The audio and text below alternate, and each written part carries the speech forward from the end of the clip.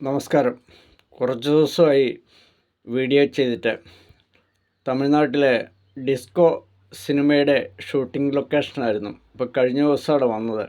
അപ്പോൾ ഇന്ന് ഞാൻ ഈ യൂട്യൂബിനകത്തൂടെ ഈ വീഡിയോ ചെയ്യുന്നത് ഈ ദാനധർമ്മം പുണ്യപ്രവൃത്തിയും ദശാംശമൊക്കെ നല്ലതാണെന്നാണ് ബൈബിള് പറഞ്ഞത്. അത് നല്ലതുമാണ്.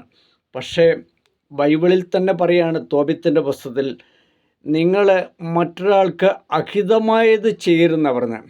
അപ്പം ഞാനിപ്പോൾ ഇത് ഇങ്ങനെ പറഞ്ഞു വരുന്നത്, എൻ്റെ വീടിൻ്റെ അടുത്ത്, ഞാൻ ഉളിക്കൽ ഗ്രാമപഞ്ചായത്തിൽ നെല്ലിക്കാമ്പൂയി ഇടവകയിൽ സ്ഥിരതാമസം ആക്കിയ ഒരാളാണ്. എൻ്റെ വീടിൻ്റെ തൊട്ടടുത്ത്, ഞങ്ങളുടെ വീടിൻ്റെ തൊട്ടടുത്ത് കുറച്ച് ലാൻഡ് അല്ല വസ്തുവുള്ള ഒരു മനുഷ്യനുണ്ട്. അദ്ദേഹം പരോപകാരിയാണെന്നൊക്കെയാണ് അവകാശപ്പെടുന്നത്. കുറച്ച് പറമ്പ് എൻ്റെ വീടിൻ്റെ അടുത്തുമുണ്ട്.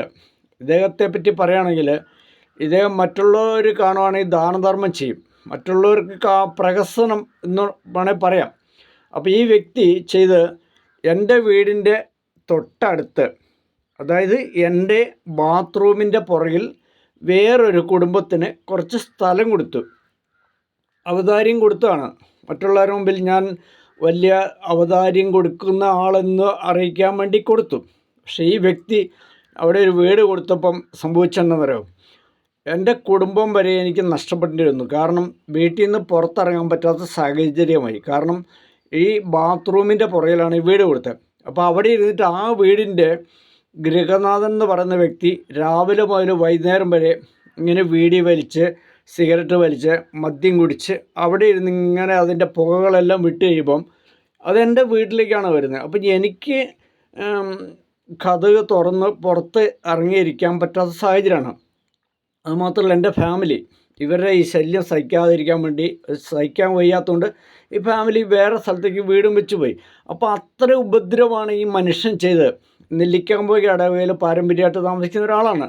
കുറച്ച് ലാൻഡൊക്കെ ഉണ്ട്, ദാനധർമ്മങ്ങളൊക്കെ ചെയ്തിങ്ങനെ അങ്ങനെ പോകുന്ന, മറ്റുള്ളവർ മുമ്പിൽ ഞാൻ ദാനധർമ്മം ഞാൻ എന്നൊക്കെ അവകാശപ്പെട്ടു പോകുന്നൊരു വ്യക്തിയാണ്. പക്ഷേ ഈ വ്യക്തി ചെയ്ത ഏറ്റവും വലിയ ക്രൂരത എന്ന് പറയുന്നത്, എൻ്റെ വീടിൻ്റെ മുറ്റത്താണ് കൊടുത്തത്. അദ്ദേഹത്തിന് കുറേ സ്ഥലങ്ങൾ അപ്പുറത്തപ്പുറത്തേക്കുണ്ട്, അവിടെ കൊടുക്കാമായിരുന്നു. അപ്പോൾ ഇങ്ങനെയുള്ള കുറേ പന്ന ക്രിസ്ത്യാനികളുണ്ട്. അയാൾ മിക്കവാറും ദിവസങ്ങളിൽ പള്ളിയിൽ പോകും. അദ്ദേഹത്തിൻ്റെ പെങ്ങന്മാർ കുറേ കന്യാസ്ത്രീകളാണ്.